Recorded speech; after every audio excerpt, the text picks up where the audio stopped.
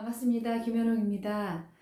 지난 영상에서 야곱이 두 아내를 얻게 되고 또 그 두 아내의 시기와 질투 가운데 서로 자녀를 낳기 위한 또 어찌 보면 자녀의 난이었을 텐데 그 자녀를 얻기 위한 과정 속에 또 두 첩을 얻게 되면서 졸지에 아내가 4명이 되는 정말 험악한 야곱의 그 가정 생활에 대한 나눔을 했었습니다. 오늘 나누게 될 영상은 그런 야곱이 이제 14년 이제 충실하게 두 아내를 위해서 삼촌 집에서 할 만큼 하지 않았겠습니까? 그래서 이 삼촌에게 나아가서 야곱이 청원합니다. 무엇을 간청하냐면 내가 삼촌에게 성실히 하지 않았습니까? 내가 이제는 내 집을 세우기 원합니다. 내가 언제 내 집을 세울 수 있겠습니까? 그러니 나에게도 10번이나 변역했던 나의 그 품삯을 구하면서 이 야곱이 이제 무엇 하는 겁니까? 열심히 그 자신의 자원을 얻기 위한 어떤 행동들을 하게 되는 것이죠. 성경에서는 이 속이는 자 야곱이었던 이 야곱의 삶을 야곱보다 더 한 수 위에 있었던 이 외삼촌 라반을 통해서 이 야곱을 하나님께서 다루고 계심이 분명했습니다. 야곱의 고백에 의하면 내가 14년 동안 삼촌 집에서 봉사하지 않았습니까? 그런데 나는 언제 내 집을 세웁니까? 라고 말하면서 삼촌이 나에게 10번이나 나의 삭을 제대로 주지 않았다. 이런 얘기를 들어보면 정말로 야곱이 삼촌 집에서 이루 말할 수 없는 고생을 한 것은 분명하구나 라는 생각을 해보는 것이죠. 이제 그런 야곱은 자신이 가정도 얻었고 그리고 자녀들도 많이 태어났고 이제는 삼촌 집을 떠나야 되겠다라고 생각을 한 것처럼 보여집니다. 그래서 그 삼촌 집을 탈출하기 위한 이 야곱의 이제 남은 시간의 고군분투 이제 벌어지게 되는 거죠. 야곱이 이 밧단 아람 즉 외삼촌의 집에서 20년을 있었거든요. 14년은 이 두 아내를 위한 정말 무료봉사 그리고 남은 6년의 기간 동안 정말 험악하게 이 삼촌 집에서 일을 하다가 이제 마지막 즈음 자신이 어떤 무언가를 얻어서 돌아가야 되겠구나 이런 생각을 했던 것으로 보입니다. 이 과정 속에 하나님은 어떻게 야곱과 함께 하시고 또 라반을 통하여서 이 야곱을 다루고 계셨었는데 하나님이 이 야곱보다 한 수 위에 있는 이 라반을 또 하나님께서 어떻게 다루실까? 우리가 오늘 그 이야기를 함께 보기 원합니다. 야곱은 결심했습니다. 이 삼촌의 집을 탈출하기로 말이죠. 그런데 알다시피 삼촌 집에서 먹고 자고 심지어 살고 자녀들을 얻고 그냥 그렇게 삼촌의 집에서 그렇게 살았잖아요. 그러니 길을 떠나는 게 쉬운 건 아닙니다. 그리고 야곱의 고백처럼 자신의 것이 많지 않은 거예요. 근데 그런 야곱이 이제 자신의 마지막 꾀를 쓰게 되죠. 그러면서 이 두 아내, 성경에는 이 레아와 라헬과 상의를 합니다. 그러면서 내가 더 이상 삼촌의 집에 있기가 어렵다. 하나님께서 나에게 가나안으로 돌아가라고 하셨다. 내가 이제 돌아갈 거다. 그러면서 아내들에게 이 얘기를 할 때 이 아내들도 이렇게 말하는 거예요. 우리 아버지에게 그렇게 하지 마십시오. 이게 아니라 맞아요. 우리 아버지가 우리 이 집에서 마치 종과 같이 여겼어요. 이러면서 이 두 자매도 아버지에 대한 감정이 그렇게 편하거나 좋지 않았다라는 것을 알게 됩니다. 그래서 오늘 이 야곱이 어떻게 삼촌 집에서 탈출하는 그 과정 그리고 자원을 얻게 되는지 보도록 하겠습니다. 야곱은 꾀를 냅니다. 이것이 실제로 지금도 우리나라에 존재하는 그 신풍나무인지는 잘 모르겠습니다만 이 당시에 고대 근동 지방에 있었던 신풍나무 가지를 이렇게 껍질을 벗겨서 양떼들이 물가에 와서 물을 먹을 때 그 가지를 이렇게 살짝 놓는 거예요. 그런데 이 야곱이 뭐라고 삼촌한테 이 요청을 했냐면, 내가 상한 거는 다 삼촌에게 물어드렸고, 그리고 삼촌은 그래서 하나도 상한 것이 없었고, 내가 이 모든 손해를 다 보상하지 않았습니까? 내가 이제 나의 집을 세울 건데, 삼촌은 보십시오. 단 내가 삼촌의 양떼에게서 취하는 것이 아니라 아롱지고 얼룩 있는, 즉 다시 말하면 얼룩이 있는 양떼는 내가 가져가고, 얼룩이 없는 양떼, 정말 이렇게 우리가 흔히 말하는 전체적으로 이렇게 오롯이 이렇게 하얀 그 양떼들만 삼촌의 것으로 하십시오. 이렇게 된 거예요. 그런데 야곱에게는 아까 조금 전에 말씀드렸던 것처럼 그 신풍나무 가지의 껍질을 벗겨서 어떻게 해요? 양떼들이 물을 먹을 때, 그리고 그들이 짝짓기 할 때가 되었을 때, 실한 양들끼리 할 때는 세워두지 실한 양들이 할 때 그걸 세워놓고요. 아주 비실비실하고 약한 양들이 있을 때는 그걸 치워놓는 거예요. 그런데 이것이 하나님의 방법이었다라고 성경이 마치 뉘앙스가 그렇거든요. 근데 하나님은 이걸 이렇게 하라고 말씀하신 적은 없어요. 아마 미신적인 것일 수도 있고 그 당시에 그냥 그런 풍습 중에 하나였을 수도 있는데, 야곱은 그것이 지금 하나님이 주신 거다라고 하면서 하고 있다라는 거죠. 결과가 어떻게 되었을까요? 점점점 개체수가 얼룩 있는 양들이 염소 떼가 많아지는 겁니다.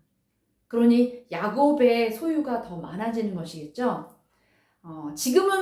지금도 그럴 수 있는데, 이때 당시에도 이렇게 얼룩이 없는 양떼의 털과 가죽이 훨씬 값어치가 있었거든요. 그런데 이 야곱이 삼촌에게 먼저 얼룩진 것만 내가 가져가겠습니다, 그걸 나의 사구로 하겠습니다 라고 말을 했으니까, 그래 좋다 그렇게 하여라 이렇게 된 것이죠. 아마도 얼룩진 것보다는 얼룩지지 않았던 아이들이 더 많았을 것으로 봅니다. 그런데 어느새 얼룩진 양들이 점점 더 많아지게 되었다라는 겁니다. 그리고 야곱이 어떻게 합니까? 야반도주를 합니다. 왜냐하면 삼촌의 낯빛과 삼촌의 아들들의 낯빛이 자신에게 좋지 않다는 것을 보게 되는 거예요. 삼촌이 그래 그렇게 해라 라고 했지만, 아니 누가 봐도 야곱의 양떼가 더 많은 거예요. 그리고 정말 튼튼한 아이들인 거죠. 그러니까 어떻게 되는 거예요? 시기가 나죠. 질투가 나죠. 왜냐하면 라반도 욕심이 많은 사람이었거든요. 그런데 그런 이 라반을 이 야곱이 어떻게 야반도주를 하냐면요, 이렇게 멀리 3일길을 띄워요. 그래서 이 삼촌과 삼촌의 아들들이 그 양떼를 멀리 그 양떼 먹이를 먹이러 간 멀리 그 길을 띄운 3일의 시간을 번 다음에 자신의 자녀 12명, 아직 이때 베냐민이 태어나지 않았을 때인데, 이 자녀들, 자기 아내 자기의 소유 양떼 다 끌고요 도망갑니다. 그러나 야곱은 어린 자녀들과 함께 떠나고 있는 중이잖아요. 그리고 양떼 소유가 많잖아요. 자녀들이 있잖아요. 아내들이 있잖아요. 그러니까 길이 늦어요. 그런데 야곱이 야반 도주했다라는 이 소식을 뒤늦게 들은 누가요? 라반과 라반의 아들들이 매우 빠른, 아마도 나귀를 탔거나 낙타를 탔을 수 있는데, 그걸 타고 그 3일 길을 쫓아버려서 이 야곱을 잡는 겁니다. 그리고 야곱에게 네가 나에게 감히 나를 속이고 도망을 가? 이렇게 되는 것이죠. 지금 굉장히 정말 일촉즉발의 상황인 것이죠. 야곱 너무 두렵거든요. 야곱이 그 예전에 에서 형과도 잘 생각해 보시면 일은 잘 꾸밉니다. 그런데 무엇해요? 일 처리가 될 때는 사라지고 없어요. 잘 도망갔거든요. 아마 이게 속이는 자의 습성이 아닌가 싶습니다. 잘 속일 수 있는 그런 나름의 지략은 있겠지만 그걸 감당할 힘은 없는 거예요. 그래서 도망을 갔는데 마치 삼촌이 자기를 죽일 듯이 쫓아오는 것이다 라는 겁니다. 자, 오늘 말씀의 나눔이 여기까지인데 이 과정이 어떻게 펼쳐지게 될까요? 여러분, 하나님은 야곱이 약속을 받은 자가 아닙니까? 야곱을 보호하시죠. 그 길을 달려오는 라반, 그 야곱을 만나기 전날 밤에 하나님께서 라반에게 찾아가서 경고하셨어요. 너 야곱 건드리면 너 죽어. 너 가만두지 않을 거야. 내가 너를 반드시 그렇게 만들 거야. 하나님의 어떤 두려운 경고가 있었던 거죠. 그리고 그 야곱을 보고 있는 라반의 모습.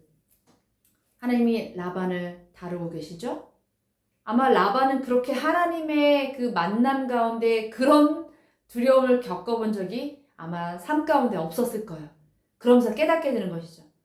아, 저놈이 그냥 좀 나보다 얍삽 빠른 그런 놈인 줄 알았는데 하나님이라는 신이 보호하는 사람이었구나 라는 것을 깨닫게 되는 거죠. 그러나 여전히 그는 욕심이 있잖아요.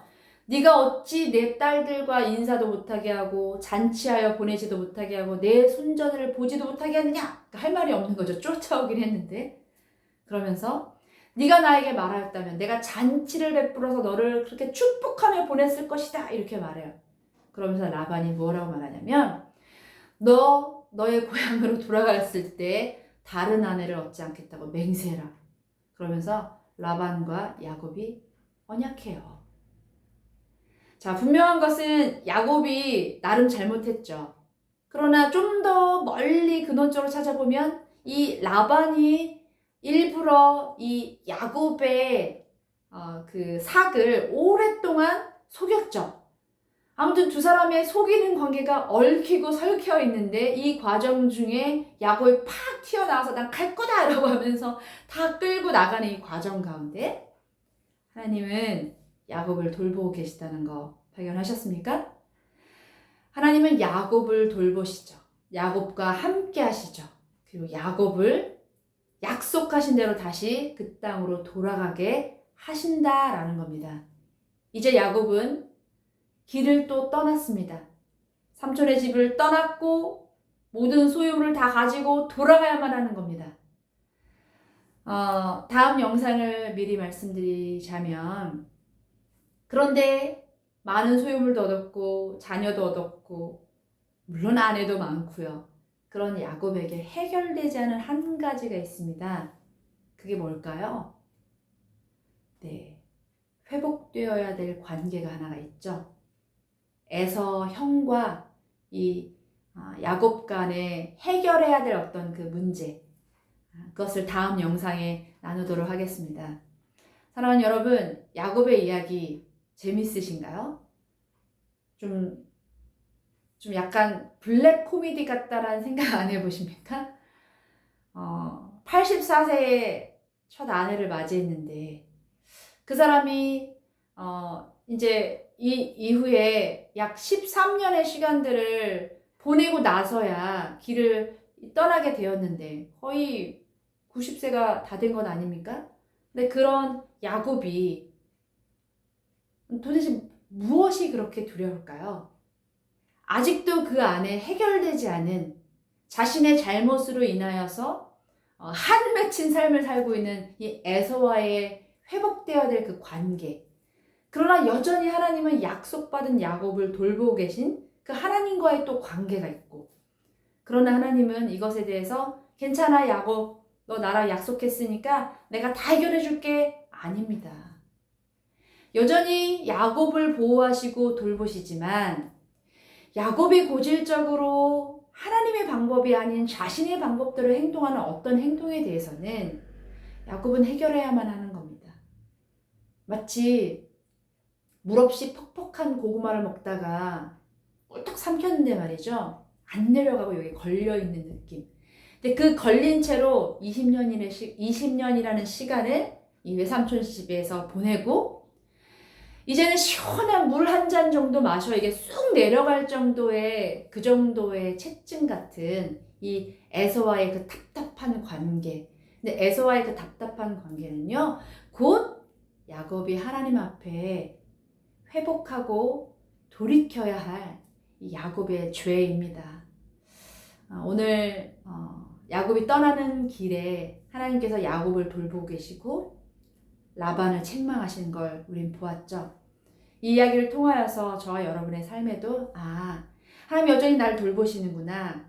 또 혹시라도 여러분의 삶 가운데 어떤 누군가로 인하여 말할 수 없는 고난을 겪으셨던 분이 있다면 여러분의 삶에 기억하세요.